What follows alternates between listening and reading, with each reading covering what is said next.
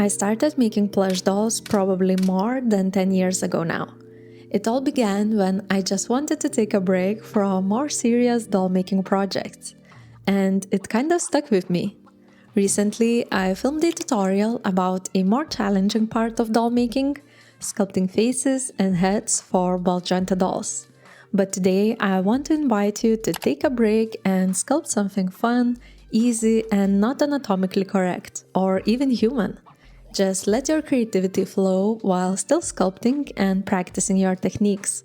So join me in this video as we sculpt a simple, whimsical face for one of my plushies. I will link all the materials I've used in the description below, but shortly I've used my favorite Doll Premix air dry clay, some metal sculpting tools, and brushes where I needed something softer to shape the clay. For the base, I like to use aluminum foil. It's easy to work with and it's lightweight enough for these kind of sculptures. Because this face is for one of my plushies, it will have a flat back. But for your doll, you can create a full round head depending on what you're making. As a first step, I simply cover all the base with air dry clay without thinking much about the design yet. Simply add air dry clay and smooth it out with sculpting tools or your fingers and use a little bit of water.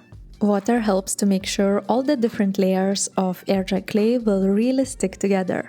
It prevents the clay from cracking or separating when it dries. Sometimes I have a sketch of a character I want to make, and sometimes I only have a vague idea and figure it out in the process.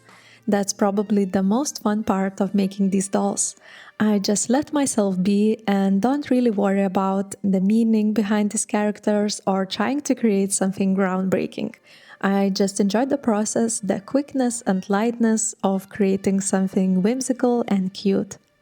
These dolls also help me to unchain myself from the rigid philosophy of art school, where art's supposed to be dark, hard, exhausting, grueling, and deep, which kind of broke my inspiration to paint, draw, or do anything else except for doll making.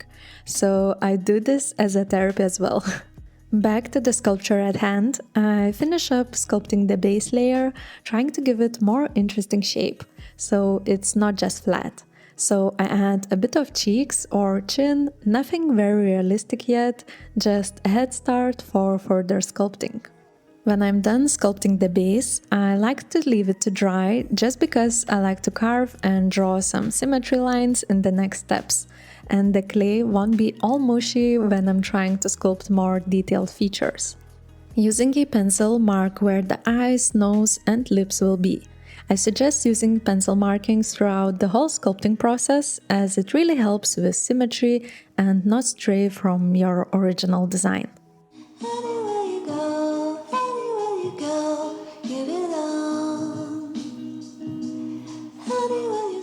To sculpt the eyes, I carve the eye sockets first. I want the eyes to be set inside the head and not just sit on top. Because air dry clay is so easy to carve, I carve a lot to give the face some shape or accentuate any details. I carve the space in between the eyes as well to separate it from the forehead and give the face some depth.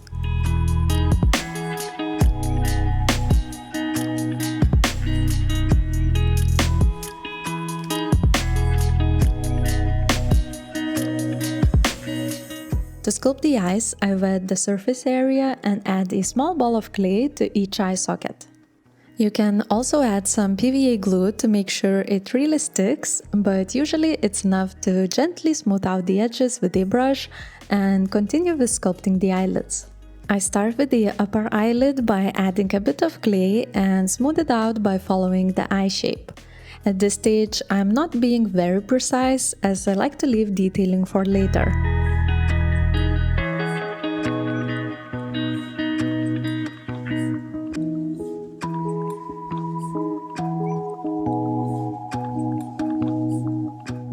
The same goes for lower eyelid as well.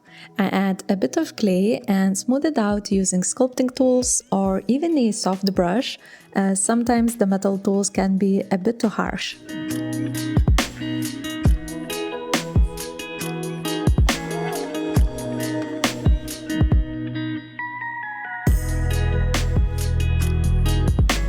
If you're sculpting a few things at once, as I usually do, you can sand your sculpture throughout the sculpting process because the clay will be dry once you get back to it.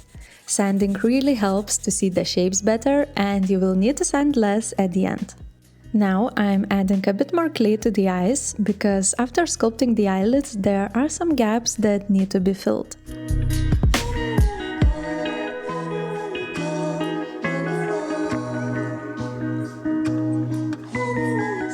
I'm sculpting the nose in stages as well and add more clay as I go. Especially when I don't have a sketch, I just see what looks better in the moment.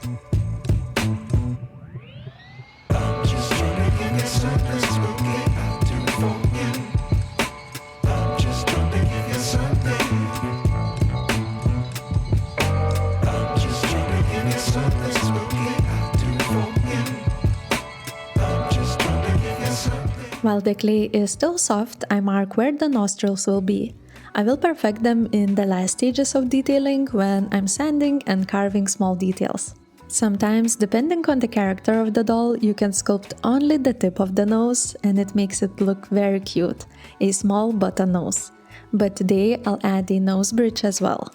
So I wet the area to make sure the clay sticks, add the clay and smooth out the edges. Next, I'm moving on to the cheeks. At some point, I've decided to make this doll look very pouty, almost grumpy looking, while maintaining the cute childish look. So very big, full cheeks are a must.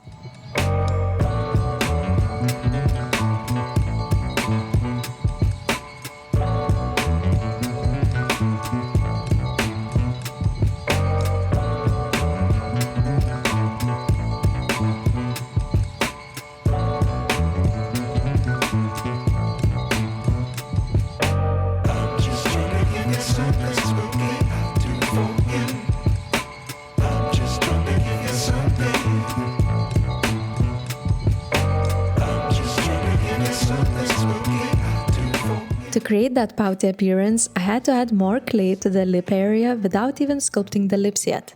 The whole area has to be more protruded.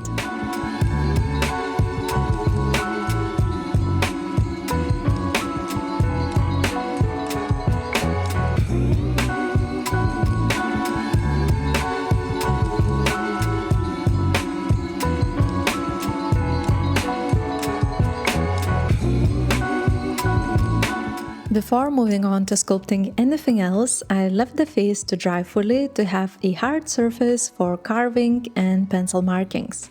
At this point, I like to check symmetry and see what details need to be sculpted.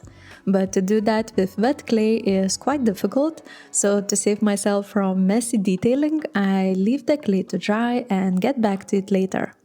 When I have a hard surface, it's so much easier to add small details like some folds above the eyelids or add more clay to the nostrils.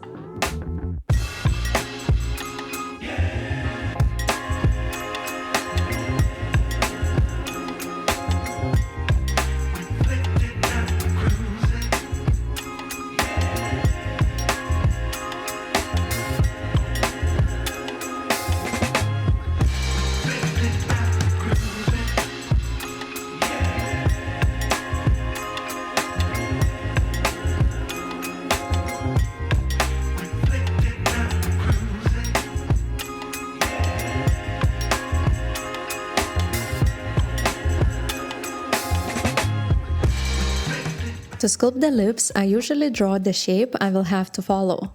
Also, I start sculpting by adding some clay above the lips where the cupid's bow is. I want the lips to be very soft and round, and I have to make sure there are no harsh lines.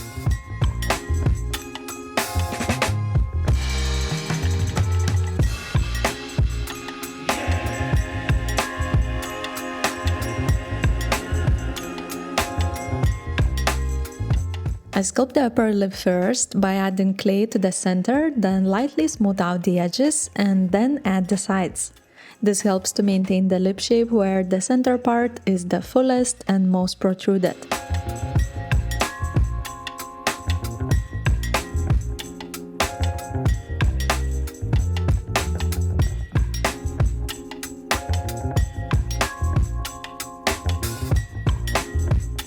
Before moving on to the lower lip, I redraw the shape with a pencil and make sure everything looks symmetrical enough.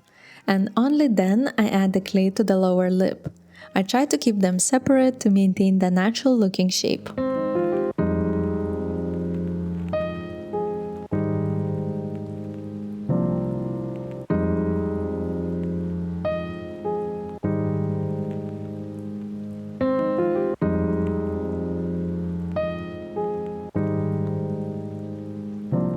To finish up my sculpture, I add more clay to the chin. It's the area that usually gets neglected, but it really gives more character to the face. At this point, my sculpture is covered in pencil markings, but I've never managed sculpting very clean. Every marking will be covered with acrylic paints, so don't worry about it too much if you followed my advice on using a pencil while sculpting. The last step before moving on to painting is to sand everything with variety of sanding papers. Use very fine one last to polish the clay to satin smooth finish. Then you can paint it with acrylic paints, watercolors, soft pastels, or any other paints you like. And that's it for today's little sculpting break. I hope this inspired you to play, experiment, and not worry too much about perfection. Sometimes creating something simple and whimsical is exactly what we need to stay connected to our art. If you would like to see a full tutorial for the Ghost Girl plushie, the one this face will go on, you can find it on my Patreon page. I share most of my step-by-step videos there. Thank you for being here and sculpting with me, and I'll see you in the next video.